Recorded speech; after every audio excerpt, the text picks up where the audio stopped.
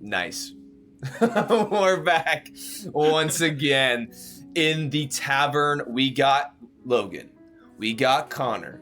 We got Knox. We got this thing. Do we?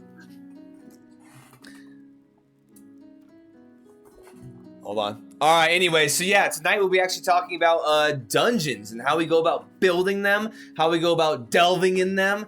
And honestly, I'm going to toss it over to Logan because he was the one that wanted to discuss this and kind of he's gonna guide us through this discussion. So go ahead, Logan. Hit us with it. So the first thing I think we should be rolling through is like, how do you start building dungeons? Like, what is your guys' starting point? For me, I always build out the map first. Like, I mainly just, I have all the rooms, they're all empty, but like I make sure that I know kind of where my players can be going, how much I think my player is going to be able to get through on any given like session, and then from there I start building what inhabits the dungeon. Wait, you have an estimate on what your player's going to get through? I never account for that. I always estimate, well, because like if my players are going to get through a shitload, you know, then I need to make sure that like I have a bunch of the dungeon prep for it. But there occasionally I just don't even prep the back half of my dungeon because I know that the pacing of how our sessions are going to go and how everything's going to go, that it ain't happening. We ain't getting through that dungeon. There's no way. He said, I have 47 encounters. I have 47 fights from here into the next room, so we don't got to calculate that.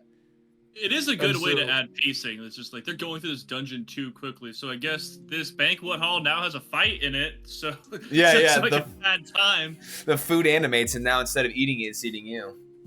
Yeah, and then there's also times where I just, like it just so happens that my players talk to one NPC that I had in the dungeon for about 7 years.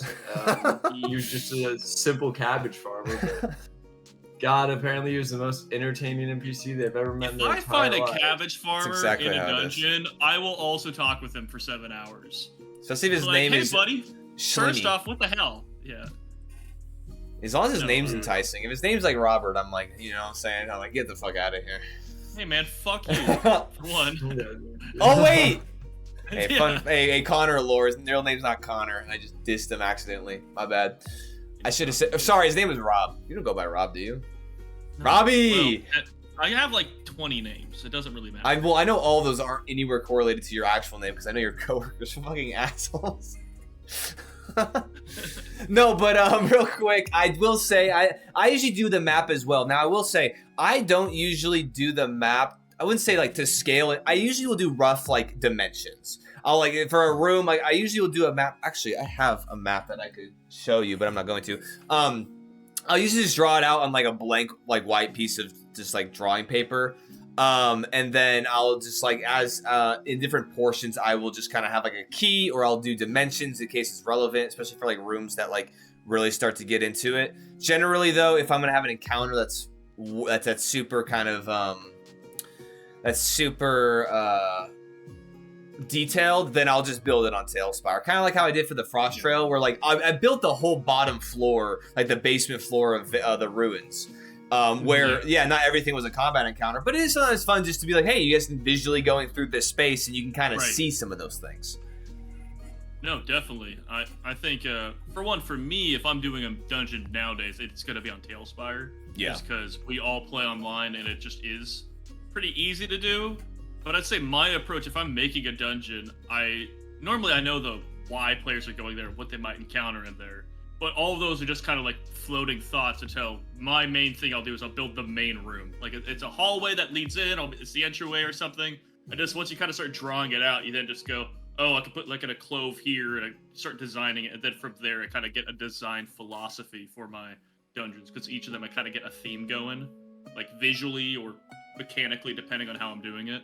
And once that is there, then I just start making like, oh, this is a very vertical dungeon, let's say. It has a lot of like upward mobility, and I'll start designing that out. Yeah. Just whatever feels good. I will say the majority of the time, like, DMing really makes you like kind of, I don't know if you guys experience this too, but sometimes I'll writer's block and be like, okay, a kitchen. Or I guess not even necessarily that. Like it's like a room. It's like, what do I want to fill it with? And like you have a theme for the room, and then you're like, you can't. Like I can't think of everything. Like I'll sometimes type out in like a Word doc or my Google Docs, whatever. I'll type out descriptors of the room. But a lot of times, like I'll have a room theme, and then I'll just leave a lot of the filler like details in the room as the players are actually engaging with it. You know, I'll have like, oh hey, like if I have like vials or I have like a desk somewhere, then I do that. But like in terms of what's on the desk, I leave it up until literally players will either ask or look around, and then it comes to me. Because usually then you're in the space and you're like, okay, what would make sense? Plus, it also works really well when you have a player ask you a question. You're like, that would make so much sense to be in here. It is in there, and then you have the players help you build it. Yeah, I never build out a room top to bottom. It's just trying to plan every single thing in a room that people can see is an absolute nightmare, and I never. Yeah, 100%. The room is never totally like made. It's always like you're always looking at a room from like 480p, and then if players want to ask about something, then it becomes more high definition. But like I don't know what's on the desk. It has desk stuff, and then if someone is like, "Well, we're kind of looking for clues. What's on the desk?"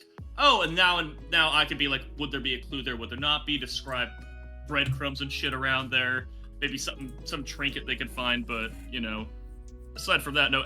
All the rooms you walk into are kind of grayscaled and just kind of they're there, and then somebody could dive into it. Unless they just want to be extra. Sometimes you just want to be extra. Yeah, 100%. But in that case, you're being extra about the environment, not every piece of furniture in the environment. Exactly. Yeah, and I think it goes back to like the themes of like the emphasis on certain things. Like, oh yeah, you're in like a torture chamber. Like, yeah, there's a body and his name's Jimbo, and he got tortured for the fact that he ate a sweet roll. It's like, all right, that's something you want to flush out ahead of time instead. I mean, hey, maybe not always the case. Maybe you want Jimbo to just randomly appear all of a sudden. And be there. I will say I have done that. One of my players had to just go to the toilet and was just being really weird about kicking open a door. So I decided, hey, you're gonna find a body in there, fucker. Like, congratulations. now you're kind of wanted for murder. Yeah, the implications are there. Yeah. Starting one of the wildest encounters that we ever have had, because this man wanted to eat his meatloaf and go take a shit afterwards, but took 5 years to actually go. That was Jammer, wasn't it? That was absolutely right. It was. That's right. I think you told me about that actually, Connor, because you were like, "Yo, listen to this, my guy." Yo, and then you told me about the circumstance. That's awesome. Yeah, good times. Yeah, you don't have to plan everybody. Sometimes you just drop bodies from the ceiling on your players. You know? Yeah, but I think writing it out is a good way to go, because then you have a flow and you can kind of and it helps you think about it, because I have noticed, like, you don't need for especially for dungeon prepping, like you don't need to be super, like we've already kind of emphasized, you don't need to be super down to the fine details, but you do need broad strokes, and you need to think about those broad strokes prior to, because as soon as you're caught, like say you have a room that you're not prepared with, and you didn't even think about this room. That's where I feel like, for me, I can start to create gaps or start to create like inconsistencies in certain things. And so it's always good to at least have broad strokes, write everything out, or at least write it out to the point of where you're like, there's no way in hell that my players could get to this point unless literally they got like 20 nat 20s in a row. So that's Which don't plan on players not being able to do that. That's also true. A plan for that. Be aware that sometimes you'll have a super secret cool mechanic going on, and somebody rolls nat 20 on their insight check into it, and you gotta make it up on the fly. Yeah. One thing I do like, and I think this helps when making a dungeon, I'm curious if you guys do this too.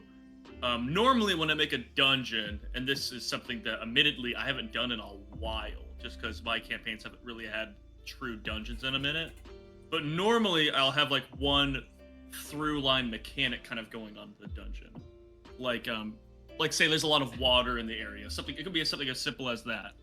But like for me, when I do that, it makes it so if someone's like, oh, where did all this shit come from, you know, like, oh, I might get caught with my pants down, but it lets you kind of, if someone like decides there could be a door there and wants to check out a part of the dungeon design, then at least I have like, there's connecting themes going on with everything. Like this might be the cistern or the well for it. So I'm just curious, like when you guys make dungeons, is that something that you guys also kind of like pay a lot of attention to, or does it become like set dressing? Because it can really go either way for me. I try to stick it with stick really heavy with it, just because I get bored making dungeons and I need it.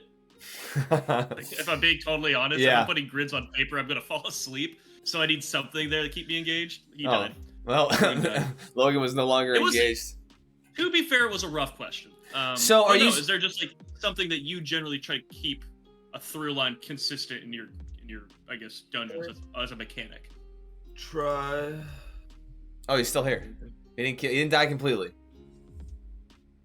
I just heard try, and then that's about it.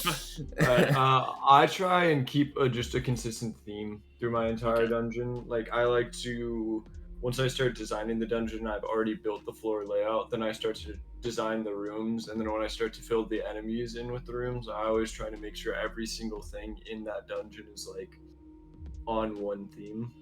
Okay, that makes sense. Yeah, that makes some sense. You know, because I don't want it to be like the Feywild, and then suddenly you're running into fucking vampires in this nice magical yes, I do. That sounds amazing. Like the Twilight vampires are there. You just gotta deal with that bullshit. I will say sometimes. So I will agree. Like the theme is really good, but sometimes the theme, like having a cool idea for a theme, and then as you develop it, and as your players are going through it, can sometimes shoot you in the foot in terms of how extreme the theme is, or how extreme it might, however you have it set up. I experienced that with the Great Blood Inquisition arc. Basically, the players they went down into this labyrinth, and it was basically like each passageway it was basically like almost mini planes of existence. So these rooms are almost like mini planes. And so like that was kind of the general premise, but then it started to get a little intricate, and I was trying to like figure out certain things, and I made it out, they were in it, and then I was like, well, how does this make sense for like information to have gotten back from this automaton that was relaying information back across the, so it started getting kind of convoluted, and I will say like it was a little frustrating because I feel like the way I had it all flow didn't go exactly or make the most sense in terms of consistency. Now, to be fair, I have a lot of background details, and so I would say that the majority of the critiques are just in my own head because I know what the broader theme is. But sometimes themes are really good, but also you just gotta like kind of think it through. And I think rooting the theme in something that you can do consistently, or it makes sense consistently, I think is important. Right. I think that's the big thing. I can honestly say none of my dungeons have involved multiple planes of existence. So maybe my mechanics have not been that complex. But no, okay. I was curious because I was saying before we jumped into it, I think normally I do things differently than you guys. And I think this is just one example of it. Because for me, I have I make a room, like I'll make a hallway, and then I need to nail down a theme that I'm going to add. Will normally have a mechanical implication for the map I'm going to continue making. It's like the second thing I do, just because for me it's like, I don't know, it needs to like click in my head a little bit. Like that step needs to click in fully before I start like adding furniture. Okay, gotcha. So you it's like a theme / mechanic is your like grounding point, whereas I think me and Logan, it's like I wouldn't say just theme, but like that, like a mechanic is almost like a core thing to your dungeon building, which can be really cool. I normally tie it in, but like one that my players sidestep completely was like this, like, oh, I want to make this big badass lava platform thing with all these like moving different like intersecting like catacombs and different cave patterns and such, and like, but I decided to do that because I made a platform and went, fuck yeah, a lot of lava, and let's make this like a running thing, like a lot of lava. Like, I was like, oh, let's make a heat mechanic and such. If we go outside of these, and it's like part of the environment. And then we didn't go there. They avoided entirely. Nice. They did really good. Those bastards. Don't love your dungeons too much because the shit will, and the flow will inevitably be disrupted. So just gotta be ready for that. As it comes to pretty much anything D&D related, when you're prepping as a DM, you just have to accept the fact that about 50% of that's going to be thrown out the window because fucking Jim Bob and his friends are going to make the fattest stealth roll of their lives and not talk to anyone. Like, I have grand Machiavellian schemes ready for D&D, and I have to make peace with the fact that I feel really satisfied and good inside making those plans because they'll never evolve the way I think they're gonna.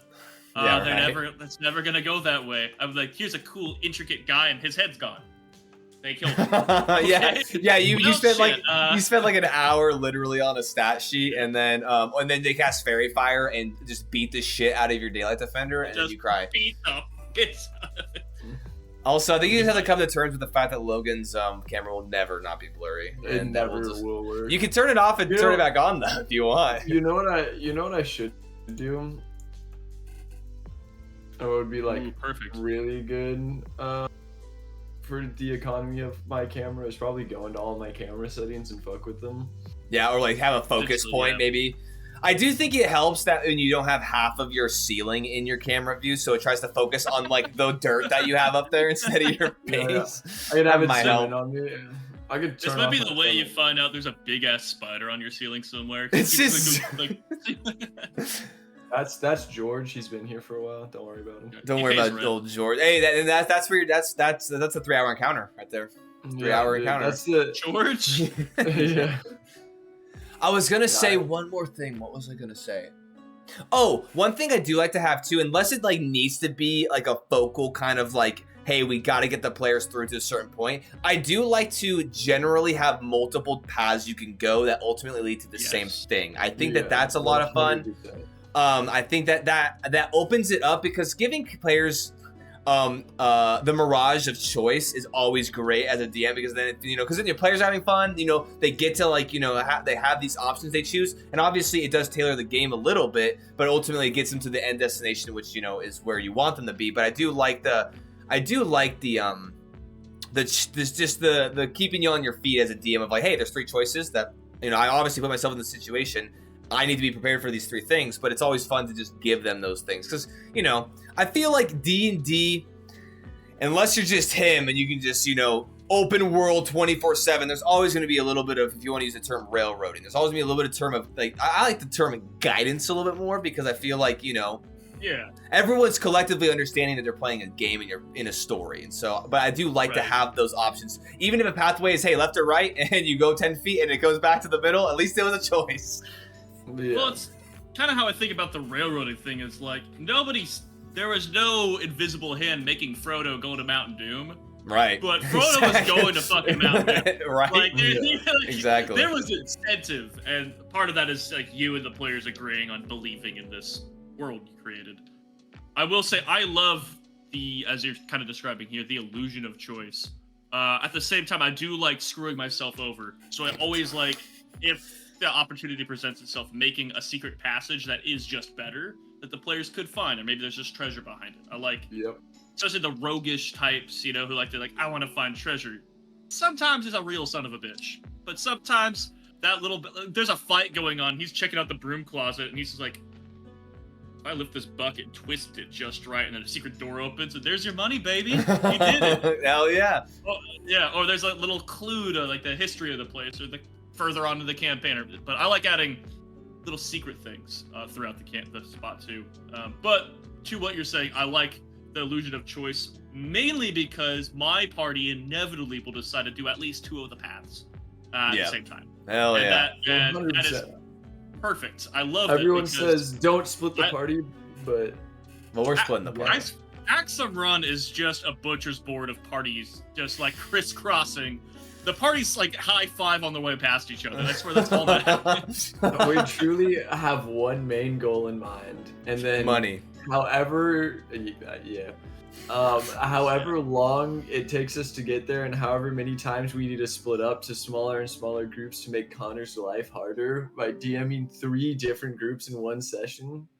Yeah, I had one point where I had 4 different instances of initiative happening, and in those initiatives, there was like 7 different people because the party were in different parts of a city, all decided to shoot a bitch. So yeah, it's like you split the party in dire situations. No, you guys get off the ship, high five, and say, "I'll see you in 24 hours." Yeah, pretty much, man. Yeah, things go more wrong when you're together. Another thing I like to do for like not just choice and like railroading is I like to fill out the dungeon with pieces. Like you see bones leading into one direction, so they know kind of what they're going to. So add little pieces in the flavor of the room that like point. If you go in this direction, you're most likely going to run into this earlier. If you go in this direction, like you're not going to run into this, but you're going to run into something else. Clues, So yeah. like, trying to use Absolutely, clues as something that like drives the choice. You know, if I have a dragon at the end of my dungeon, I want them to know by there being like A little dragon. pieces of gold laid out and stuff like that. You want them to know about there being another dragon. There's a dragon on the way. Yeah, and the dragon tells you, hey, there's no dragon in there, and then leaves. Yeah. No, And no, I- 100% the You same. show up, it's just that same dragon in a hat. Dude. No, I think Very- I will say before we get sidetracked, yes, clues that give you information about the environment's fantastic. That's one thing that I feel like I think all the time it's going to check in with yourself as a DM and be like, how much am I doing certain things? And that's one thing that I know I need to make sure I do more. Little clues. yeah, and then I mean, for instance, for an example, I had a party that was going through some like cave networks or whatever, and there was literally like a sign that the kobolds had like written out, and it was like Umber Hulks, or it was like shittily scrawled out like don't go in there, like crazy shit or whatever, you know, like whatever kobolds do. And so yeah, just like little things. And then my party was like, wait, but if the sign was right there, maybe it broke off and it was actually, and I was like, oh, here we go, they're gonna go down the Umber Hulks fucking cave. Dude, 130 billion% of the time, your players will overthink everything. You show them like a rock, and they spend about 30 minutes stressing whether or not that rock came from a river or the mountain, 10 billion miles from them. Or a door. The Yeah. doors are the best. God, I love doors. We had one campaign when we were going into a dungeon. There's this like winding path down, and we didn't ask enough questions. But if we were to have asked enough questions, it was literally just 10 feet down that there was a winding path, but it was like a treacherous winding path. So we spent an hour there, and we finally were like, "Wait, how far down is it?" And our DM was like, 10 feet. We're like, "Are you fucking?" We spent an hour stressing over how we're gonna get down a 10-foot path. I'll take the D6, man. Could have just jumped. The inverse of that, I remember distinctively the first campaign we played, me as a ranger looking out and seeing like there's a bit of a swamp, and then there's the way we want to go, the direct route, and for whatever reason Jared's saying, yeah, but it's not best. I'm like, it's just a thing. I just didn't, everybody else in the party seemed to have understood, aside from me, the scale, and I'm like, yeah, it's like fucking 200 feet, whatever, we're gonna put pittons in the wall, gonna get a rope, Oh traveling yeah. along. Oh yeah. Yeah, you remember this. Yeah. And then eventually, like, Jared, okay, he was like, how far did you make? Like 300 feet. He's like, how far left to go? He's like, I don't know, like 5 miles? Yeah, that's What the right. fuck? Yeah, that's right. Yeah, because I fully did not understand this situation. And then we got fucking rolled up on by a fucking swamp monster or by Yeah. a shambling mound. Yeah, that's right. Because Yeah. it was literally like you guys saw like smoke in the distance, and it was like you guys had a map and you knew like you could circumvent it or something, and other people knew, and you were like, "Let's Yeah. go this way," and I was like, "I don't." Apparently, I'm persuasive because almost everybody went with me. Everyone was like, "All right, dipshit, let's go." I gaslit myself and my party into an encounter that did not need to happen. Hell yeah, that's the best. Those are the best. Yeah, it's a good time, but it's one of those things. It's just like the party will make a mountain out of a molehill when it comes to a door being out of a kind of a reddish wood, and then when it comes to crucial information, we'll be like, "Yeah, sure thing, dipshit, kick in the door, Yeah, right. let's go." 100%. Oh, But 1,000,000,000%. All right, Logan. Yeah. What's next? One of Guide my- us. Large encounters for the dungeon. Do you guys build out like large encounters? Like I had a dungeon that was in hell for one of my campaigns, and the whole entire mechanic of the dungeon was there was a 3-headed creature just like in the place of Cerberus, but it didn't have it. Like I warned them, I was like, it's not gonna be a dog. It could be a dog, but there's a table of creatures that it could be. They ended up rolling a giant 3-headed spider, and so there was webs everywhere. But that entire dungeon I built like based around an encounter. And doing dungeons in the future, I like to base an encounter in the dungeon. Like you need to go do this one thing. You're grabbing the crystal from here. The whole entire dungeon is built around once you grab the crystal or making it to the crystal. yes, I love having a proper, like I would call it like almost like a titular. Like I'm not naming the dungeon, but if I was going to name the dungeon, it'd be after the fight. Like the encounter is like the idea of it. Because a dungeon is like the best place for a DM to have as much control of the scene of the fight, and more importantly, the layout and the mechanics. Because sometimes, like, you're fighting on a road, you have to worry about, like, but it makes sense for these trees to be here, or maybe a stream nearby. This is kind of the environment they're in. A dungeon could be like, fuck it, they're in an all marble room with, like, there's light coming in, there's daylight, but you don't know where, and there's just an armored knight in the middle just muttering Latin, and he's gonna beat your ass. Like you can just make whatever scene you want and make the full encounter around that. Yeah, exactly. So I think sometimes the dungeon is a bunch of little minions you're fighting, and that could be a keystone fight too. But I think, yeah, you gotta have a big bitch to fight in there. You know, you gotta have something going on. Maybe not alone. Maybe he has minions, but always minions. Never, ever throw one big thing at it alone, because your players are just gonna cast Fairy Fire on it and beat its ass. Yes, sir. Yes, no sir. shade cast because Fairy Fire. This man speaks truth. You always got to make sure. I mean, speaking, I guess we can maybe get to this in terms of like actually talking about monsters, but action economy, you always have to be like cognizant of, and that's where legendary actions, reactions, and I like even going so much as to like not necessarily giving a creature, like for the Daylight Defender, since we want to fucking say some shit, like the Daylight Defender. For the Daylight Defender, I had it so like it had 2 attacks, as it's like I had multi attacks, so it had 2 attacks, but then I liked having 3 different actions. Or 3 different options for a bonus action. So it had 3 technically attacks or 3 technical options, but I liked using the whole turn of a creature instead of just, it has 5 swings as an attack action. Okay, next turn. I like to give it more depth than that. As we talked about reactions, like we all love adding more to reactions. It's always good to make your monsters feel more active in the fight. Rooms too. When you're creating out dungeon rooms, always making sure that you have a complex battle map, because a lot of the times people will just, like, I've played in a couple campaigns where it's just, here's an open room, here's a bunch of enemies, and it makes it very easy for your party to work together really well, because your party is usually like built to work together really well. So if all you have is a giant open room and some enemies, you're gonna have your frontliner right there making sure the enemies never get to anyone, and then everyone's gonna be able to work around them really easily.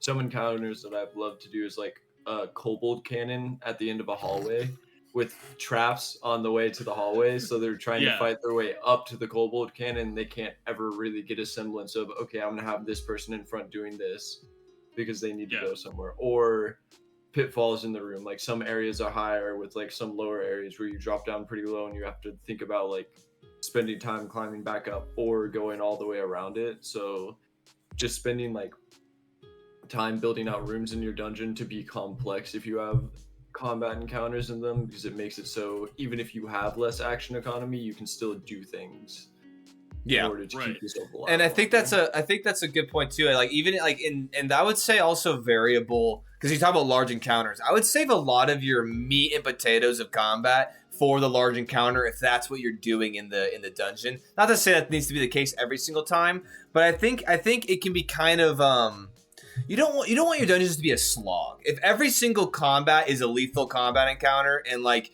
now your party's done 14 long rests in this dungeon, and it's just and you're like 47 sessions later, it's like I think it's fun to have combat encounters. It's fun to have like maybe like the boss room. Like for instance, I had a dungeon where basically I called them like these stones of Carthus, where basically they're like these ancient meteorites that have these crazy crazy mana reservoirs, arcane properties to it.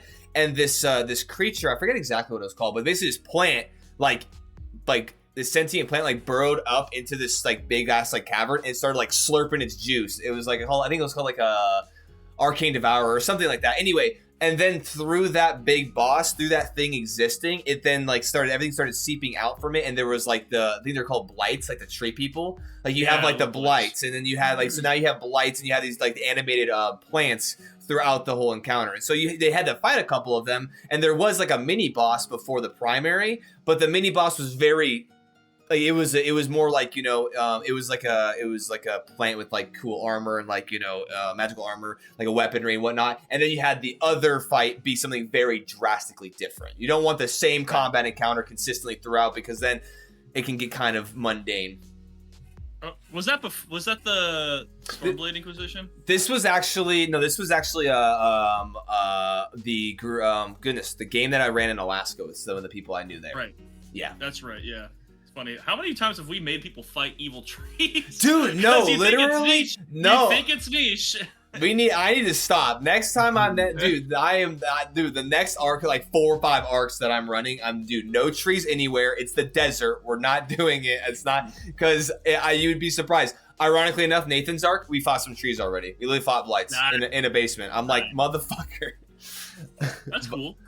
But it was. I like fighting trees. It feels natural. But to kind of highlight that, actually, and to talk about encounters and just like creatures, Nathan actually came up with a super cool encounter where they were, what are they called? What's your favorite mushroom people? What are they called? They're called myconids. Yes. This myconid like came up out of the ground, and there was a couple of them. But the myconids, they weren't fighting. They like went over these bodies, and like it took them a couple turns, but they would shake their spores on the body, animate the body, and then that would fight us. And so you had this creature that was animating these bodies, and it wasn't fighting. It was running around trying to build up its force. And so we had that kind of variable, and then you had a will-o-wisp that's has super high DC. We're a third party, or a third level party. Yeah, and so it was just a really cool dynamic of like a theme of kind of woodland creatures, but like the way he had it planned out and the way he had the mechanics and had like there be priorities to certain things was really cool. Yeah, it's always good to have I like having fights that have mechanics. You could always kill the big guy, you could always kill the small guy, but it's like, shit, like there's a team comp on the enemies. It's always good to have intelligent enemies. That actually seems like a really fucking cool fight. I'm gonna be real. Yeah, I'll keep it a buck. That sounds awesome. Hell yeah, dude, it was awesome. Yeah. So, and I think going back to I am stealing it. Hell yeah, do it. Write it down. Write that down. I like setting up on that same theme of like having encounters where it's like something is happening rather than just kill every enemy. I like having do this before the time runs out. Like you're trying to save a person from being executed, and the encounter isn't how fast can I kill everything in this room. It's can I get to this person before they're executed. 100%. You broke up a little bit there, but I think I got it. Yeah, I heard. Don't let somebody get executed. I heard. It's funny because my Wi-Fi's having a strokey wokey right now. I'll give it away. Good for him. These are both on the same route. Oh, wait a minute. Yeah, I was trying to. All right. Anything last minute on large encounters, and then we'll move on to something else. Whatever Logan. The only thing I would say is, I think, especially in dungeons, is like the best time to set up encounters like this. But like, there's times where I like to set up encounters for the party to shine. If they got a new weapon, got new abilities, just leveled up, then maybe an encounter coming up soon will be like an encounter made for that ability to really fucking show off. Because you want the players to feel powerful. Dungeons, I feel like, are not like the opposite, but like that's when you make intelligent enemies, and that's when you set up environments for the enemies to shine. That's when you have like you have the kobold cannon at the back of a hallway, then you have shadows waiting at the close, where as they go over, they get fucking jumped by the shadows, and then you have this nasty combination because the players are unfortunately smarter than you give them credit for. There's 4 or 5 brains working against your one brain. Right. So give them a challenge, because they will normally surprise you and kind of piss you off as you like made this nasty kill box, and they went through it like a breeze because you forgot about this guy's teleport ability paired with this guy's friggin' AoE melee weapon you gave him 20 sessions ago. Yeah. It's never used before.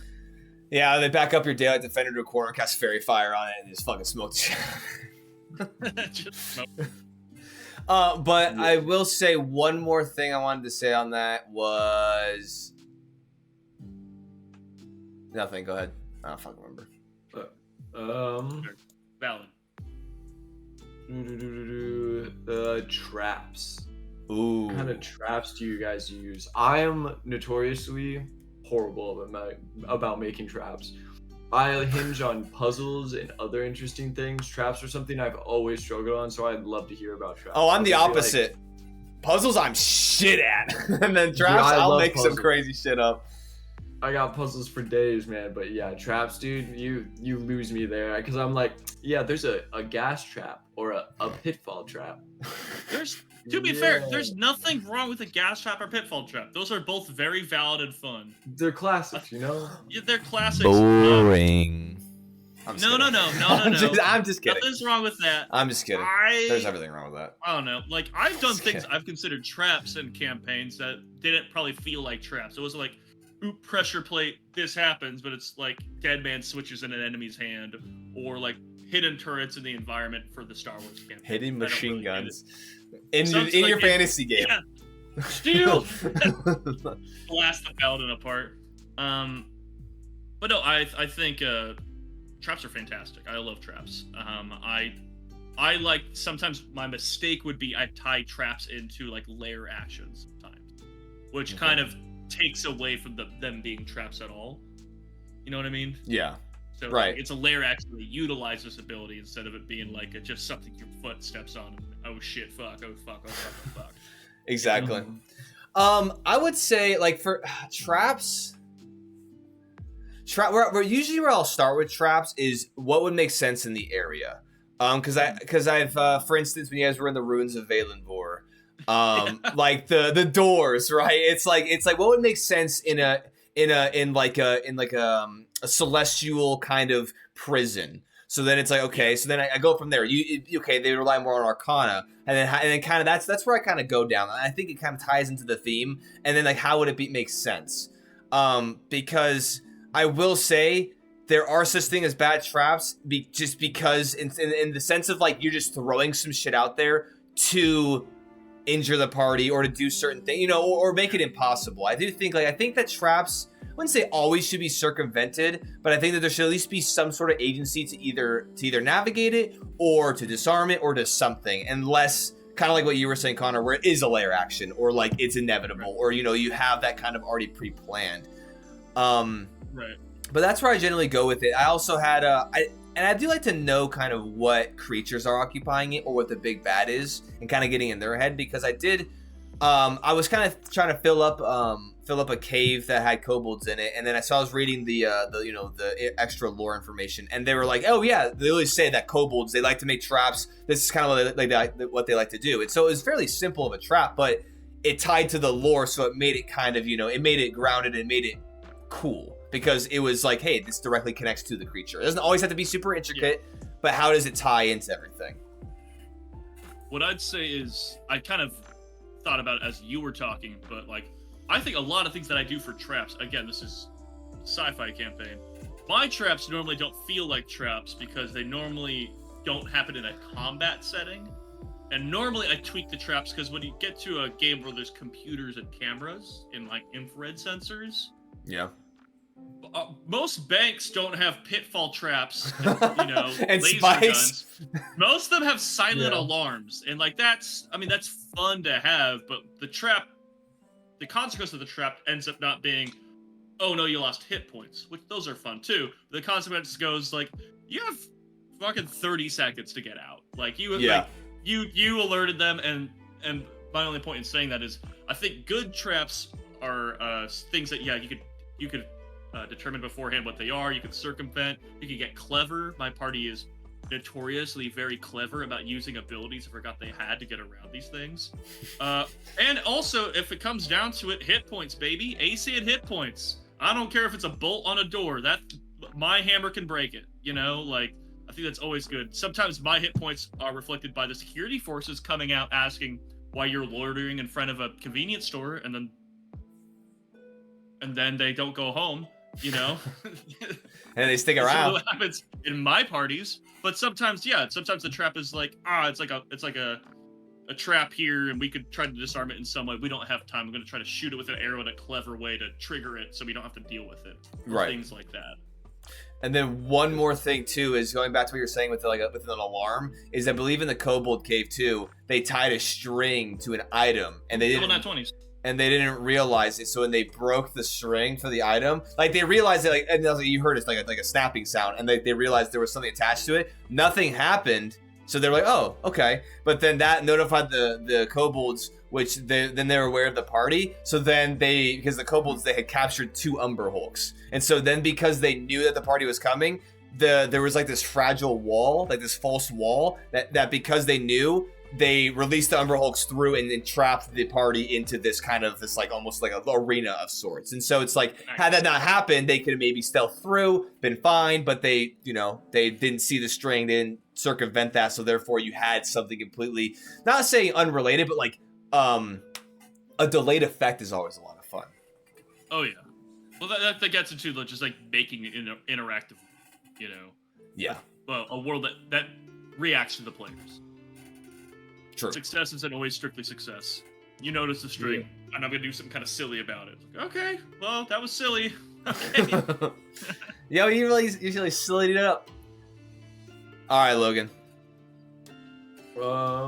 Traps. Where do you go? There, you might not feel like you're strong at it, but like, what is your process at least when you're like, I need a trap here. Fuck, God, why? And then you just you add something. What are you thinking? My process is I like to fill the in-between spaces a lot of the time with traps. Like, I have traps more as traversal things a lot of the time. So like, if you're going in between rooms, there is you're running into like, all right, I need to get past this. It couldn't necessarily be called a trap, but there's just like a bunch of oil in a river and you need to circumvent how you're going to get through the room. And I like to do trap-filled rooms like that. I did have one where the entire floor was like pretty much covered in oil and there were certain stones, but they noticed as soon as any pressure went on a stone, it would drop down. Okay. Yeah. And so I was like, what is something that you guys are going to use to get through? My players just lit all of the oil on fire and then took a short rest while it burnt out. But, Yeah. Look. That was your mistake. Non-flammable oil next time there, buddy. Honestly, I am such a dick. I would have made them start like aspirating on the fumes and have to like run out now. Like, oh hey, you made it a lot worse. Yeah. There's a timer till you pass out. That's funny. Either that or I like to put shiny objects in my player's reach for them to grab to then trigger something. So that one's one of my favorite ones. Dude, it's even better when they're recently labeled, this is a trap. Do not grab this. This is a trap. Current value $1, because the players will still grab it. No, just store value. That looks great. $2. $2, double it. Yeah, I love that. What else, Logan? And then we'll just, before we move on, I will also say this, going back to what you were saying with like, oh, what's up? Back in the fishbowl. I just knew Logan had more. I jumped in to say that. No. The last thing I would have had was spells for traps. I love using spells for traps. Like, that's one of my favorite things, I can't remember what the spell is, but it's a poison spell that like ticks over time when you're going through it, and that was really a good one for every time. Cloud kill? Cloud kill? I think so. I only know it because in Baldur's Gate, it wiped my party. Let's see what it says. Oh, there's no such thing as cloud kill. Fog cloud? Stinking cloud. Oh no, it's one word. Sorry, you're right. That's a lot of damage. 20-foot radius sphere. Yeah, and then you just take 5d8. 5d8 poison damage. Yeah, I used it. There was an area, and it was. I think I used that as like my framework for the spell. But every time that they would do something wrong in the room, it was a puzzle room. It would slowly deal more and more and more poison damage over time. So like the room got more filled with poisonous gas, so they took more poison. Yes, that is yeah. And I think that kind of goes back to the time gate thing that you can incorporate, and I think that's always a lot of fun. I think you just have to kind of be careful sometimes with how you do certain things. I don't know if you guys do this, and I would assume so in some capacity. But I'm also I try to be very cognizant of like, I see this room that I built in this dungeon in my mind perfectly, in of what I have fleshed out, and so I try to be very cognizant of that in the sense of like my players cannot see the room that I'm imagining until I describe it. So I try to be very cognizant as to how I leave clues or how I describe it or how I describe their checks that they do, because I don't want a character or a player to. I don't like gotchas in the sense of like, they can't see the room. Like no one can see the room. It's literally in your mind. So to make things like so intricate or near impossible for them to find, or just like a you should have known. I don't like the you should have known where it's like, bro, we're literally trying to like visualize the space together, and it's all about this back and forth of describing it. So I think when it comes to traps, being cognizant of that and trying to make things, I wouldn't say not overly complicated, but if you're gonna make it complicated, make sure you have a lot of details. That way it's on the players if shit is going south. Because I feel bad if they're not getting something and I fail to say something later down the road and I'm like, oh, okay, that was on me. But if a player if I'm like giving them everything and they just can't connect the dots, then I'm like, okay, I'm free and clear. Enjoy your suffering. Yeah, I like to always have, and I kind of use either lore or insight checks. Lore being the history version of things, but I use it differently. Just like it's if an intelligent question is asked about the environment or like a reasonable question is asked, it's not like asking me what the answer is, but it's asking for like the right direction. So I always like to have that, especially when it comes to a puzzle or something them to figure out. It's like, yeah, you wouldn't know. You don't live in this world that I kind of just like go in and out of on a daily basis. You know, like this is a whole other thing. So, like I think it's always good to have like just some allowance for that for the players. Like if they're gonna ask something about the history, or would my character have any clue on the religious aspect of what we're dealing with, or depending on the environment, obviously. Yeah, like not being so much as like nat 20, here's the answer. Depending on the situation, maybe, but you know, like a decent roll, like getting clues in the right direction, because a very detailed canvas is so much going on. They don't need to know. They need to look at the top right corner at the blue section, you know? Right. Or at least I'd be looking at the wall. What's your take there, Logan? You have to run me through one more time. Sorry, my headset was murdering itself, so I was fixing it. No, basically I was saying, I try to keep in mind as the best of my ability, that people are not in my head visualizing rooms. And so I was just wondering, in terms of like traps or puzzles, what do you kind of do to make sure that, you know, it doesn't feel unfair, I think is the best way to say it.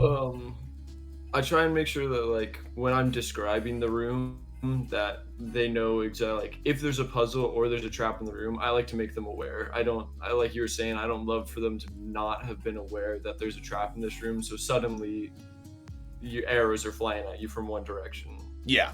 And so like I try and like give them time when they're first in the room, even if it's a time trap. I don't like to activate the timed trap until they've already looked over the entire room and they've like had a second to kind of take everything in, because again, like you said, like they don't get to see the dungeon. It's in our mind the entire time. Even if it's on Tails Spire, I don't have every single tiny detail built out on Tails Spire. And so like I'd like them to know exactly what they're getting themselves into. And once they know exactly what they're getting themselves into, then starting to add that time crunch and stuff like that. 100%. And I always try and let my players like make checks too. I give that moment of like, okay, you've looked through this room, now what are you gonna do? And then once they've told me what they're gonna do, then I'll start like acting separately from there. So 100%, and I think that's actually, I like that you mentioned like you let them know something's there. And I think sometimes you gotta give your players stuff sometimes, and I think a lot of times like don't gatekeep generic basic information behind checks. Like that's a big gotcha that I don't like, and I hear it like sometimes like through the various, you know, ether of channels that I watch or online or whatever, where the DM will be like, oh well, you didn't know the table was there. It's like, bro, I go into a room and there's a table to my left. I don't need to make a perception check to see that shit. You know, I think that's a good point. Is like giving them at least enough free information to go off of to allude to something, or even in instigating a check, because I like to do that too, especially, and this is a way you can kind of almost single out players and let them use their skill set. If a rogue is the trap disarming guy, go-to guy, and he has not yet told me in this trap-filled room, I want to make an investigation check. Sometimes I'll just be like, yo, like, make an investigation check. Like prompt him to do that. It's still up to the role to decide what happens, but at the very least, I'm kind of giving them something. And I know you do this a lot, Connor, in your Star Wars. It's like, hey, make an insight check. And I like that because it's like, hey, sometimes... Like, this is the land of make-believe. Sometimes we can't think of everything that we need to do. Yeah. But, like, if you were a real-life person in this real-life scenario in this D&D world, then you would realistically do that as a skill set as this party member's role. Right. I will say one thing on that, though. I am now more... For one, I use passive with pretty often. Like, I'll just... To allow someone to... Perception. Passive is a good thing to pay attention to, because... Rolling for perception to see how much detail they pick up in the bakery they walk to sometimes is not important when they're going to see there's a KitchenAid just in the count. They're going to see that. Yeah. Depending. But I do like when players are asking questions, especially when players are getting like not frustrated, but when you can see the player, you can hear the player going back and forth of not knowing what to do.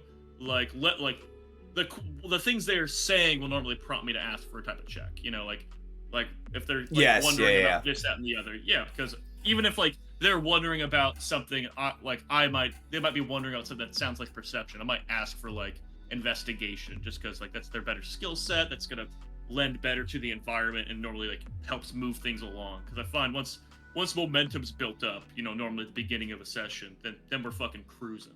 Yeah. Getting back into it and getting in. And I think one thing I've really started I've really enjoyed to rely on in recent time is not hard locking skills in terms of like, hey, you make either Arcana or Religion. Hey, either make if you want to make an investigation or Perception. Hey, either make. I like to either make because it gives that extra choice. And then also they can be like, oh, I'm better in this. Let me do this. And then you can kind of tailor it because obviously each skill is very different, but it gives different results. And I feel like as a DM, you can tailor certain answers to questions like that. Like if they roll high, if it's either an Arcana or Religion, and they roll high, it's like, well, if they would roll high on Arcana, I would have told them this. If they would roll high on Religion, I would have told them this. Now you can kind of tailor what you give them based on the check. Because I think it's not so much the check that's important; it's the information they're getting from it, and I think that's where the choice matters. I agree, and also for me, depending on what they're doing, the DC is going to be. Yes. Arcana, it's going to be here because it's very Arcana based. If you want to go for Religion, it's a bit more niche, so the DC is going to be here. But again, you're getting different informations about it.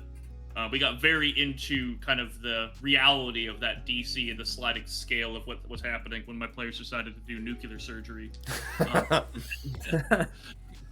It's funny because like I know a lot of the things that happen in Axel Run because Connor just is like, yo, I gotta tell you this shit that's went down. I'm like, okay. So we end up chatting about it, so it's just great. Yeah.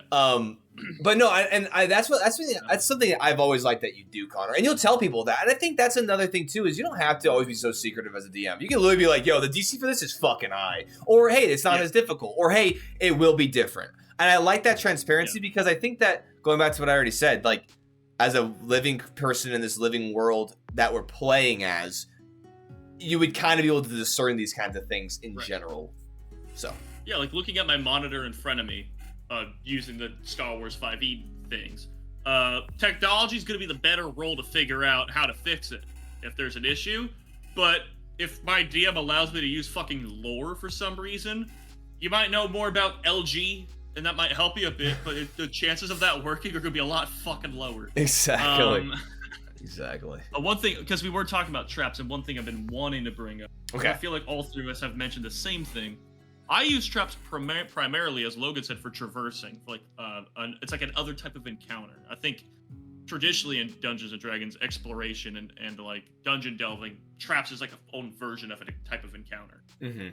I also like, and I've started doing, adding traps to active combat encounters, where locating them isn't necessarily a matter of like they're super hidden, but it's like. Say, for instance, not that this is going to happen at any point, but if it does, you won't remember about it. In Axel Run, say you have to advance on a hill, and there's literally a minefield between you and them, and you're being shot at, and it's a combat encounter. You might see the mines, but like then it becomes a thing of like navigating around them or taking the chance to like move over a position that could trigger them and such. It becomes an environmental effect too. But maybe there might be some hidden ones that you didn't really see, and now you're 20 feet in the air, taking a lot of damage. Detonated. But I think traps are, to me, a good way to also flesh out the combat encounter. There's no reason why the punji sticks should only be in the hallway. They could also be in the big room with the boss. Well, let me get Nox's dick off camera. Dude, why? You want to go outside and see Mom? Alright, hold on. Do thing. Dude, leg cam? Got leg cam? Got leg cam. Dude, rename that fucking recorded a leg cam, dude. Leg. Oh yeah, you like that? The calf cam, baby. Oh shit. Nah, I agree though. I think, and I will say, I don't. It's kind of crazy how, I wouldn't say how long it takes you to become a good DM, because I don't think that's like, there's not like a time scale for it, but I would say like the experience of a DM and how long it takes for you to kind of be able to incorporate a lot of things that you do individually together to enhance your game is kind of cool to see, because you know the majority of us kind of started around the same time in some way or another, and so we've been playing for like fucking what, like almost 8 years, whatever it is, right? And it's just crazy because you mentioned that, Connor, and I'm just oh, hold on, I'm being stalked. That's good.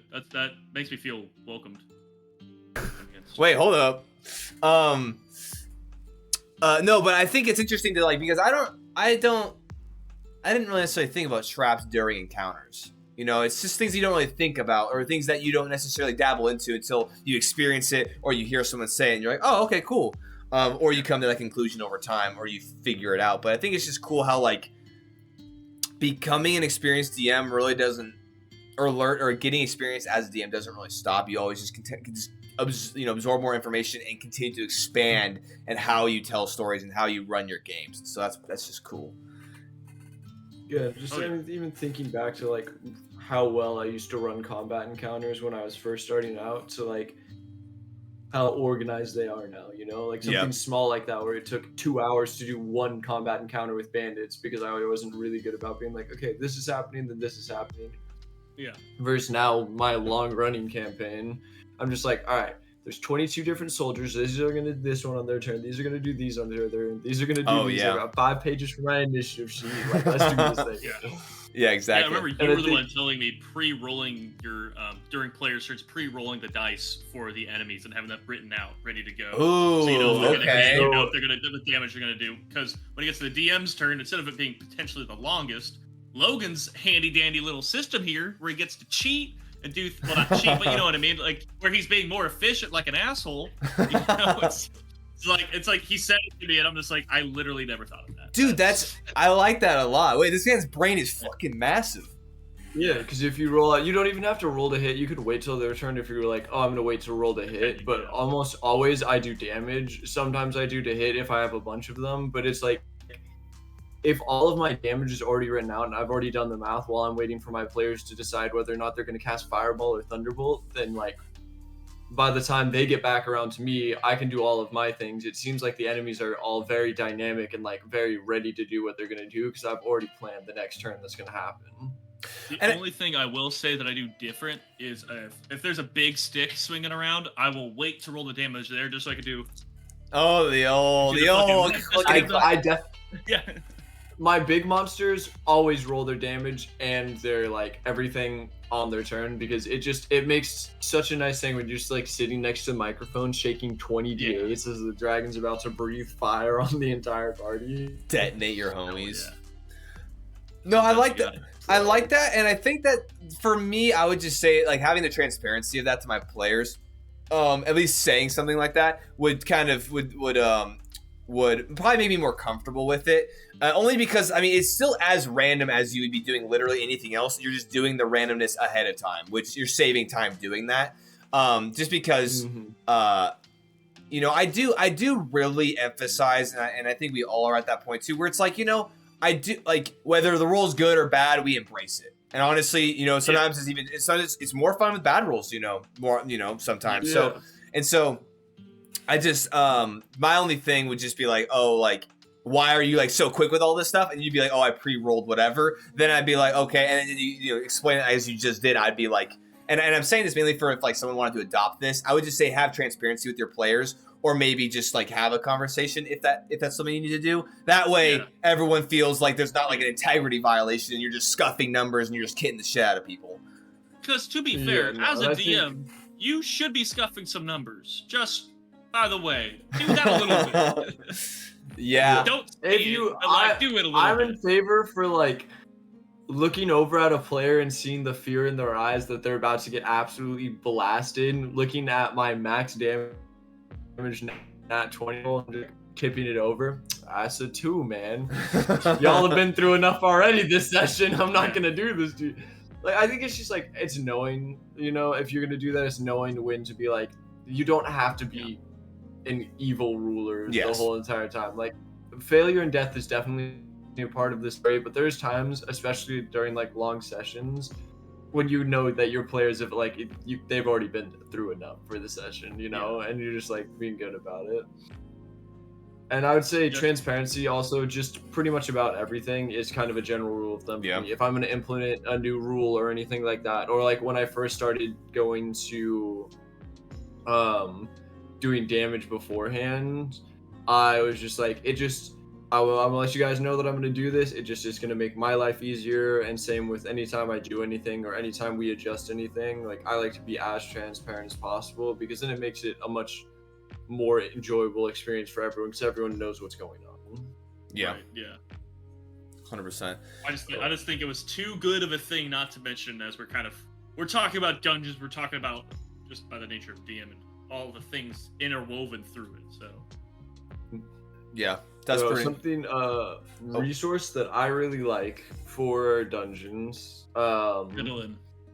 Not necessarily just dungeons, but like dragon encounters. Fizzbangs has a dragon horde mechanic.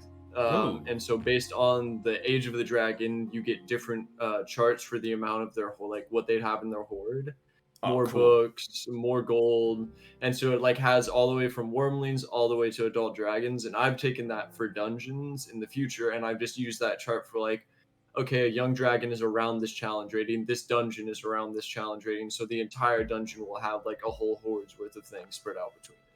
Yeah, and that's actually I like that, and I guess that kind of segues us into another topic, like loot for your dungeons. How do you guys do loot? Obviously, you just said that that's kind of what you do for loot. How do you usually do your loot, Connor? In terms of like, you know, normally it is the cash rendered after you complete a job. But okay, no. He said Imperial credits, bitch. Enjoy. Yeah. No, I will say normally, what I do for loot is normally what I do is I'm tailoring certain things for the party. Like I might give a really cool magical item that's very general. Because I think most DMs, or at least when I first started, I definitely did this, will give items like, this is tailored for the ranger, this is tailored for the paladin, this is tailored for the fighter, like things that will give them like just straight up boost to their abilities. And I still wouldn't shy away from doing that, but I also like giving them random shit, like for a magic item or something that's going to be just, anybody might grab this, it might be for anybody, and it's kind of a very off the wall fucking thing. That's a lot of fun. When it comes to treasure, I kind of just, if I'm being real, I kind of eyeball it, and that feels like it's good. It's satisfying to me, and it feels like I normally go higher with it than I like. If I feel like, let's say they're crushing this dungeon, they're gonna get to a chest. It's like 200 feels like it's on the line for me. I might go straight up to 300 gold. Like there you go. Like you're making. I want this dungeon to feel like you're making money off this. Our economies are obviously different when I do D&D sometimes, but I also don't care that much about money when I DM. And the Star Wars 5e, I care a lot about money, because that's the whole fucking point of the campaign. But like when I DM, like when we did Red Mire and we were doing character creation, I'm just like, you guys all have like 200 gold, don't give a shit. Gold isn't not gonna matter. This is not a gold-centric. The gold might matter to your character, but that's a thing that the character might be rewarded with after the campaign, not like in the campaign, the amount of money in your pocket. Right. You know, so. And I just give money to be good. Giving out money and stuff like that, I'd rather my players feel rewarded for what they do. You know, like if you go through a dungeon and you just get shit out of the dungeon, like it sucked. You're like, that was cool. You know, we had a lot of fun encounters, but it didn't feel rewarding at the end. And I love, like you were saying, I love doing magical items. I used to do very tailored magical items, but I stopped doing that unless it was like story reasons. If someone gave people tailored magical items, they do it for the story. If not, it's just a bunch of random ones. One of my DMs for a home game I played a couple years ago had a list of books, and he would roll on the chart, and it would be a random book, and it would teach you random things, but you also had to consume it in certain ways. So like you could read it, and that would be a way that you learned it. That's how... One, we got a crystal ball that we had to break up into dust and snort the glass. What the heck? Wait, oh You shit. better have Whoa, seen the what word the- on the fucking ready. We had Damn. to do each person who did it had to do 40% of the crystal ball worth of glass. So we split it up. Both the paladins split half of it, and we're literally sitting there casting lay on hands the entire time. We're just going at it. Dude, play patty cake as paladins healing each other as you're doing lines of fucking glass. Literal But glass. it was awesome. Sounds like a paladin. Because- Sounds like a paladin. The whole time, then we're just sitting there, we're talking snake to each other, just while like in front of some What? random noble. What the heck? Bro, what the fuck? And so it was super cool, but it was just like a fun throwaway magical item, and I love items like that where it's just like, this is pretty cool, and you know, being able to talk snake is useful, sure, Yeah. but like it's not going to come up that often, but it's still just like, it was like a fun item, and it was a fun way to have to consume it. So I love little things like that. Well, you'd be surprised at like how dumb shit can make your parties extremely happy, almost more happy than getting a +4 great sword that smites God, or you know, like the ancient, it's an ancient red dragon bane, like he just kills them immediately. Sometimes having a wand of like penis enlargement is just way more entertaining and just more of a menace to society type weapon or tool. It's even better when somebody does identify on it and they realize it gives you bigger penis by randomly summoning the kingdoms. Well, I was gonna say that, and I was gonna like segue to that a little bit, but you just mentioned it. Where cursed magic items, I feel like, are kind of almost like, depending on how you do them, like the great in between. Like you have nothing's better than getting a super cool weapon, nothing's better than a gag weapon, but in between, a nice little soft spot of a cursed weapon where it gives you something and it does something else. That is enjoyable. It's so good. And I think I think that's it's- something I need to incorporate more. I feel like I feel like 100%. It's hard to do it right though. Yeah. It's like you have to be on the line where it feels good to have it and still useful to use the cursed item, but like it's not, the curse isn't just like not there at all. Or fuck it, just make that motherfucker's penis tiny. Yeah. I was gonna say it gave him erectile dysfunction the longer he You know what? Even better. Yeah. Even better. But Even in better. that, on down that same vein, hold on. I need to tell about my loot experience. My looting experience. That's a reference to War Tales. That Todd's not here to experience it. But for loot, for me, I will, like you guys pretty much said for the most part what I would say as well. But I will also note that sometimes it's not about the item that you get in terms of like, or what you would get from the main boss. Sometimes what I like to do is spread the loot out. Like, oh, hey, there's a cave or there's a side venture you can go down and there's a chest and you find something. Okay, cool. And then, oh, there's a combat and this hobgoblin has like has a magical piece of armor. And then, okay, there's that. And then now you're at the boss and they have like a sword. And it's like not about the quantity of the dungeon completion. Hooray, go home. It's like what did you get all encompassed throughout? And so, and I think it's fun to kind of play around with that sometimes in terms of whether it's spread out, whether it's in the boss room, or whether it is the reward of your quest, and how that pans out. So I also totally forgot mimics, man. You gotta Dude, throw them in there. bro, That's the trap category. I love mimics. I don't even think I've ever used a mimic in my D&D games. No, maybe once. I think it was once, but like no, I did do it once, but that's it.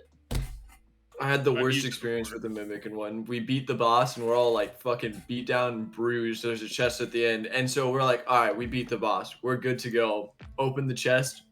One person immediately got eaten by a mimic. We're like, Mimics are brutal. I've got 10 hit points left, man. I like the description of mimics also recognizes that they don't have to be chests. For instance, a chest could contain a swarm of mimics as gold coins. Yes. That's always a possibility. It could be the door out of the dungeon, could be a mimic. It could be the sword you pick up, could be a mimic. You know, I think that's something you have to walk your players into by like maybe like they encounter a mimic and they're like, mimics are on the table. Yeah. And during that encounter, the chair also attacked them. Well, that's a mimic. Now they're aware.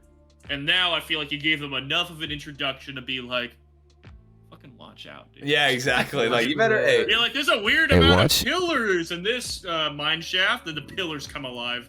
Watch your ass, bro. That mimic might eat your ass while you're sitting down. Hold up. Goes to a bar, tells a joke. If my money's going somewhere. Bartender laughs. The table laughs. Yeah. Or better yet, better yet, you're drinking out of the tankard, and then the tankard starts drinking you back. Now, one single monster no one should ever fucking use that I totally was just like, just popped into my head and is not super relevant. Rust monsters, stupidest fucking enemies in the game. I hate rust monsters. If you use rust monsters, you're scum. Yeah. Fuck your plate. Fuck your longsword. Yeah, fuck your $1,500 plate armor.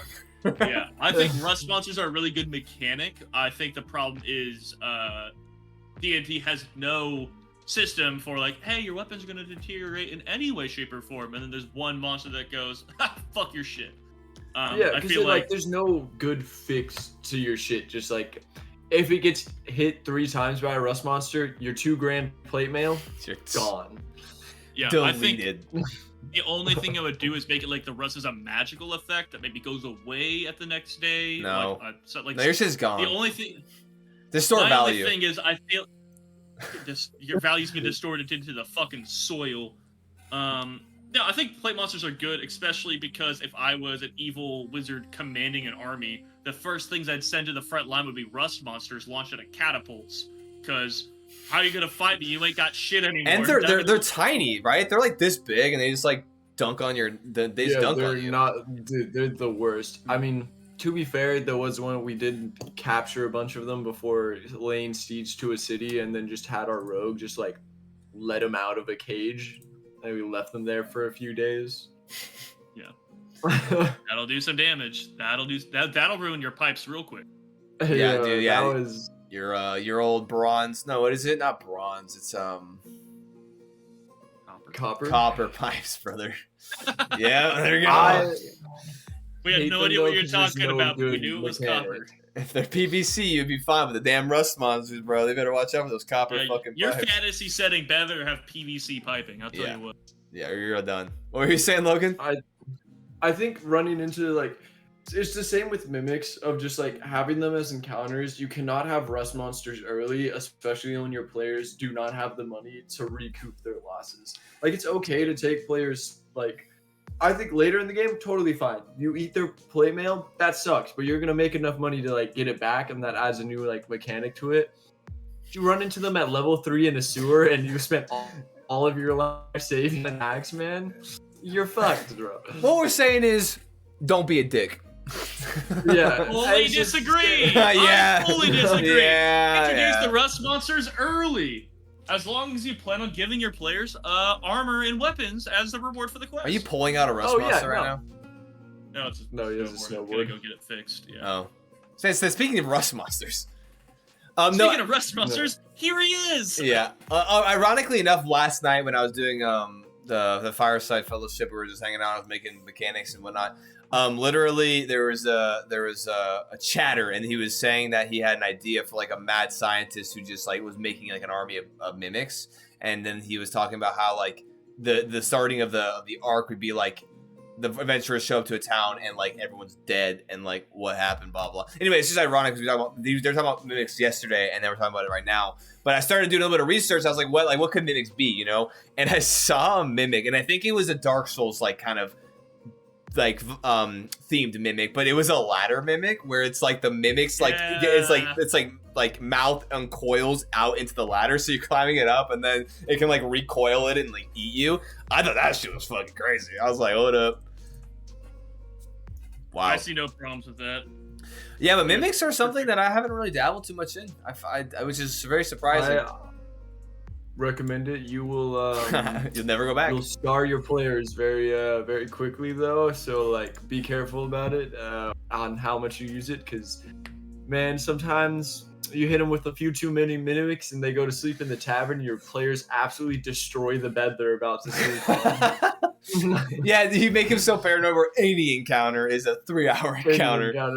Well, Yeah. I think part of that kind of goes back to, we talked about it as like a dungeon thing, but it's also kind of something I do with like you could call it an arc, but they're normally smaller than that. But like there's normally, if there's gonna be a mimic, there's gonna be like mimics are gonna be the focus of like the next 15 sessions. You know, like it's gonna be a thing you're dealing with. So like if the players are paranoid in the tavern, if they just met mimics, maybe they're right. Maybe like you destroy the bed, like I feel like a dick. Time to go like lay down on the destroyed mattress and the pillow fucking wraps around your face. You know. You guys are sick. Like, you know, you guys are sick bastards. But also the point of that is you establish the paranoia, you give them reason for the paranoia, and then you let them resolve it, and then like mimics maybe don't show up for a long time after that until they're really not ready. And then you keep bringing it up and torment them all, and the cycle continues. And then as you're looking at like kind of squinting at their tankard, and they determine it's not in the mimic, as they're drinking the beer starts congealing. Like they got liquid mimics now. I don't know why I can't get this out of my head, but I'm just thinking of a tankard mimic, and then like it starts French kissing you. I don't know, man. It's weird, but it's kind of. Mimics don't have to be enemies. Who said mimics were always chaotic evil? Sometimes. One crazy bard out there, man. You hit him with some succubi and some mimics, dude, and he'll learn real quick. I don't know if he will. The succubus and the fucking mimic might learn, you know. Yeah, they have something to learn today. I'm gonna seduce the mayor. No, the mayor's gonna seduce you. Oh shit. Yeah, roll the counter seduce as Jake would. So I mean, there's obviously much more explicit than that, but we don't need to walk back through. We don't need to Jake right now. But anything left for dungeons and just anything like you know, putting things in them, how we build them, anything else, any other topics? How go ahead. No, I'll go ahead. No, go ahead. Yeah. Well, you know what? I'll go ahead.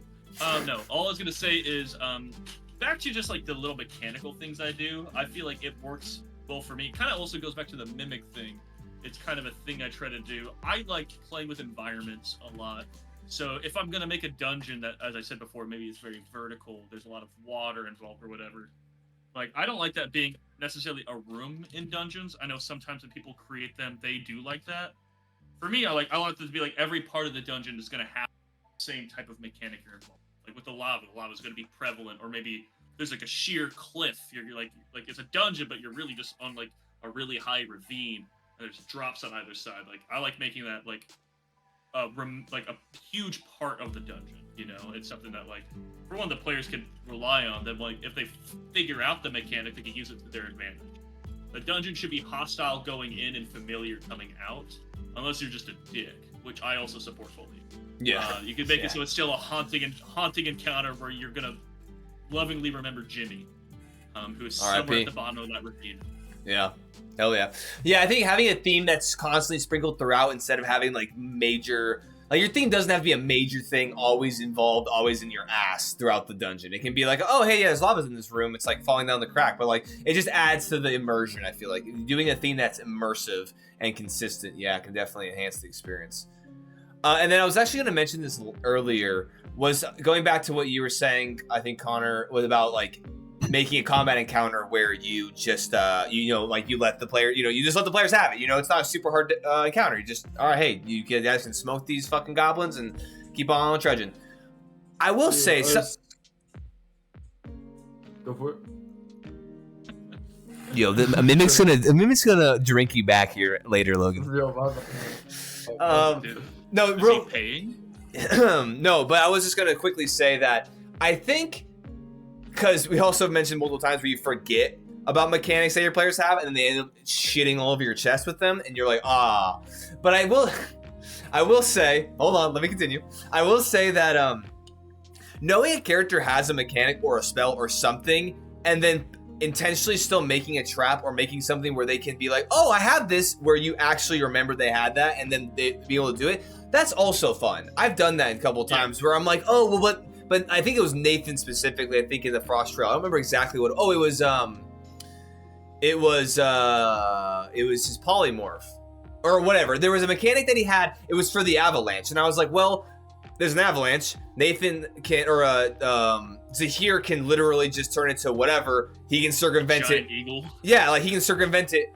But like, I'm not gonna just make an encounter or make something like in a dungeon more complicated because I'm like, I remembered all that they have, so let me go ahead and make it suit. No, it's like sometimes, oh yeah, they have that. Anyway, let me add it still, because like, you know, it's fun to reward your players not only with loot but also experiences where their character is capitalizing on something like that. Yeah, and sometimes you gotta witness how creative they are as they fully forget they actually have that ability. Yeah, and they make up something completely different around it. Exactly, and then there's that, 100%. Yeah. Well, I think building like dungeons and encounters, just I mean in general, not even just dungeons, but just encounters around knowing that your players have things. Like I try and keep that in mind whenever I'm making them. I go through like I always have my players send me their whole spell list and like photos of everyone's character sheet, just so like as I'm doing things, I can keep things in mind that they have and build encounters around that. So it's like, oh, I've had 250 feet of rope that we have not used this entire campaign. For 47 months. Yeah. So just that's good. And then when you were saying like easier encounters when you were going over that, I saw someone talking about it recently of just like take an encounter that your party struggled with in the beginning of a campaign or like the beginning of an arc, and then at the end of an arc do that same encounter again, or like the end of the campaign when they're like high level, do that same encounter again. Even if it's just like 3 bandits, because if they got their ass beat by 3 bandits, but then they run into 3 bandits and they're level 12 and they do it again, like it shows your players how much they've gone from level 3 to level 12. That's like, actually really wholesome. Yeah. I actually like that. That's I actually see like the 3 bandits, they turn their lives around, they're now farmers. It's like, we remember you. Arrow through the eyes. Like, you son of a bitch. They just detonate. Yeah, because it's like, it's not a bad thing for like, your players struggled. They barely beat a couple wargs and goblins together, and then they run into them later. Like, you know your players are absolutely going to demolish the wargs and goblins. Yeah. But it's like good for your party to have a win every once in a while, you know? I'll say I'm a huge fan of reoccurring enemies, obviously. I love reoccurring enemies. Yeah. So there's the approach that you're bringing up, which I think is very important, is like, here's the same exact enemy that you guys were fucking scared of before, and now fucking beat his ass. There's also maybe the enemy's leveling up with you, and he gets new shiny shit. It's a different fight now too. Yeah, later on. It's a very different fight, but I don't think I thought of the approach of keeping him the same. I never really considered that when I make enemies. It's just like it's like, here you go. You did it. You guys leveled up. Look how much more powerful you got. Now, do I have a CR19 enemy that hunts people down and scales throughout the game for every different CR? 100%. That shit literally hunts my players till the end of existence, no matter how many times they kill its ass. 24 hours, shit's back up and running again. Dude, it's on this way. And you have to go to literal the 7th plane of hell to find its little coffin and then kill it there. Yeah. Exactly. And you know what it is? It's that damn snail from that one internet thing. Yeah. Oh, yeah. Hell yeah. The immortal snail. Yeah, no, mine's definitely not a snail. It is it's actually a Tarrasque. Yeah, it's one of the, like, what you were talking about with the Daylight Defender where you had multiple attacks to use for it. I have it so it can forego X amount of attacks to do special ones instead, like a slamming attack, which knocks my players prone and does more damage. Yeah. A piercing attack where it can stab through multiple players for a little less damage, but cleave. Yeah, I love those. I love those kinds of things when you incorporate them. And then we're about out of time, but one last thing I wanted to say, and I'm probably going to forget it right as I'm trying to say it. I will say, for Dungeons 2, you can also keep mystery. Sequel? You can Dungeons 2, the sequel, the Dungeons and Dungeons. No, you can make things that might like be unresolved too. I think dungeons can be a cool place to where you can expand on the world lore in unresolved questions, or you could leave clues. Like we talk about clues in terms of like, oh, clues that are revealing something that's deeper in the dungeon. But you can also leave clues that reveal something 45 sessions later, or whatever it is, right? Or maybe they find a door and there's like a lock on it, and it requires like and it's a super intricate lock, it requires a special key, and maybe you find the key later and you can go back to the dungeon. You know, you can do things like that. Dungeons, I feel like, and I say this partially to myself as well, dungeons don't always have to be you delve them, you're done with them. Sometimes you can make it a reoccurring thing, or a place that they have to go back to, or yeah, the boss or the large encounter, they flee or whatever, right? So I think that keeping it kind of open like that is also something you can do, and that can make it a lot of fun. Dungeons don't always have to be a one-time go through. And like I said, I'm kind of emphasizing that in my own mind because I just thought of that. Yeah, I like to do that a lot with areas and campaigns. I like to have you be able to traverse back to it, so it's not just like, oh, we've explored everything in this area the very first time through, going through a village or something like that, having your players return there and notice something else that they didn't the first time. It's very nice to make the world feel very lived in, and not that you're just going from, oh, I'm just going from this city to this city to this city to this city and my campaign's going to be over. But if you like come back, or if you ever have done this, starting a campaign in the same world as a previous campaign, but having it be X amount of years in the future, and then having what's left over from your party in the previous campaigns, is also very good and very fun, because it makes your players like very excited that all of their exploits meant something, you know? Yeah. I know we did that in a home game quite a ways back. Because I like the idea of going back to dungeons. Just by the way, hey, it's a lot of fun. I think it's really cool. I love the idea of it's kind of like RPGs sometimes will have this. I know Fallout did it, a one-off thing where it's like, you're level 1, you're going into this room. I think it was in like the first vault you're in. It's like there's a gun that you'd have to be a master level fucking hacker to unlock. Yeah, then the gun ended up being dog shit. But it was like a cool reason to go back to a place that was important to the character, you know, so that was fun. But no, I think another fun thing to do is there's a vault of something you can't get into. There's a key you need. You find the key. You come back X amounts of months later. It's the same dungeon. You're crawling it again, but now instead of this ancient ruin where you cleared out all the enemies, now a bunch of bandits moved in. You cleared out a reasonable stronghold, and now it's a whole different type of encounter. Maybe before you're having to do puzzles to get around these arcane ruins, and now there's just a bunch of bitches with bows, and they have nasty corners. Not the bitches with bows, bro.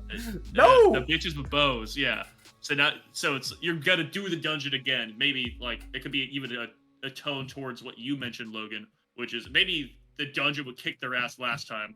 Now it's a different style of dungeon, but the same dungeon. They get to walk through and just mop the floor. Maybe they know secret passages that the note taker might have kept way back when. They get to do that nasty flank on these guys or something, you know? Hell yeah. You know what I do know? You know? Someone has to. I don't. As the DM, I very rarely remember. He said, hold up. We talking about something for when our home game with Connor running in. I'm just like scrolling through like my 12 pages of notes. I'm like, no, I got it. Hey, here it is. I think because like if you want me to remind you, you could roll a lore check, and then you would ever like, I got it. It's somewhere in here. It's somewhere. I know it's in here. It's not organized in any way, shape, or form, but it is in here. A rewarding organization is arguably part of the game. Rewarding players for note taking is also big WDM moments. So, if you're a player, take notes. One, because it helps you remember what the fuck is going on, but also it can help you progress and life hack a little bit too. So, but really, as a DM, it's briefly frustrating, but ultimately really rewarding if a player catches you out. If you say something and they say, I'm sorry, but before it was this. My first thought is fuck you. The gut reaction. Yeah, you're like, oh, okay, dick. I don't tap into often. I'm just like, man, fuck you. Obviously, you don't say that, but then like a little bit, it's just like, yeah, well, like it's super cool that you paid attention. I'm worried about 1,000 other things. You got me. Yeah, let's roll it back. You know. Yeah, when you or say let's rename the guy. Or let's change the weight of a scimitar. That's also 15 fucking pounds. It's a delicious drink. We don't want to. We don't want to deal with that. Anyway, that any last notes? Any last notes at all? We're about out of time here, but if anyone has anything bleeding to say, dungeons, man. Dungeons are a lot of fun. Yeah. Incorporate them. Use them. Go ahead, Connor. I was just saying, I'm a fan of the reverse dungeons, where you find yourself in the middle and you need to make your way out. Those are always fun. I encourage you in those. Meat grinder. Yeah. The meat grinder was good. The meat grinder. Yeah, I think just, have fun with it for sure. And I would just do something unique. I think that's a big thing. And I would just like to emphasize that generally, just think things through, but generally, do something unique, try something out, and just see how it works. But I mean, dungeons are such a fun place to just. I enjoy dungeons because I think going back, like Connor was saying, there's such a good DM tool to really hone down and let you really, I would say, for lack of a better term, micromanage some stuff, right? Because when you're out in the world, all these different things are occurring, but when you're in a dungeon, like I always like, my stress is like 0 in a dungeon, because I'm like, here's the map, here's how they progress. I mean, obviously there's fluidity in this, but like they want to go through, so okay, whereas when they're out in the open world, I'm like, oh shit, they can do all sorts. They can go to this thing, go to the store, they can go talk to the man. It's like, oh, gee. But dungeons, everything gets real fucking fine-tuned, and that's where it's really enjoyable. Fun, very unique environment that you have, because it's like separate from the world, but it is still a part of the world. But like you can just refine the most, like, this environment is its own little thing and it's cut off from the world. We're gonna go through. We're gonna do it. Like you were saying, 0 stress during dungeons. Yeah. I'm relaxed. Like I've just made some cool area you guys get to go through, and I want to use dinosaurs. I've never used them. I have to put it in the monster manual all the time. Jurassic Cave. I'm literally forging a dungeon the next time I'm running a session where it's just dinosaurs, man. That's my only starter. Dude, literally, I don't care about anything else. Just make it an over top, on the top world. How do you say it? Above ground dungeon. It's called Jurassic Park. You start in the middle of it, and you gotta fucking. Cretaceous plains. There you go. Yeah, there. I mean, dungeons are the place to throw kind of quirky, wacky shit, because sometimes you don't even have to justify it, because you're like, in my mind, it makes sense, or doesn't, and this is where it lives. Enjoy. Yeah. So, well, alrighty. I think we about covered it. Dungeons. I think so. I love dungeons, man. And dragons. Dungeons and dragons. The dungeons part of dragons, enjoyable. A lot of fun. Enjoyable. Oh, yeah. The dragon part, sometimes enjoyable, sometimes painful. Depends on what side you're on. That's also true. As a DM, they're always enjoyable. Oh, yeah. 100% love them. Yeah. Chef's kiss. As a player, God, that's just terrifying. Dragons are another thing that I've just as how prevalent they are in D&D, that I don't really use them all that often. And I should. There's 2 types of fantasy world. 1 where there was dragons before, and 2 there's just way too many dragons. Yeah. Too many dragons. That's it. Yeah. And Skyrim is both of those at the same time. Oddly enough, yeah, exactly. Yeah. All right. Well, hey, Logan, thanks, man. Appreciate you kind of hosting this and walking us through it and having this discussion. Yeah.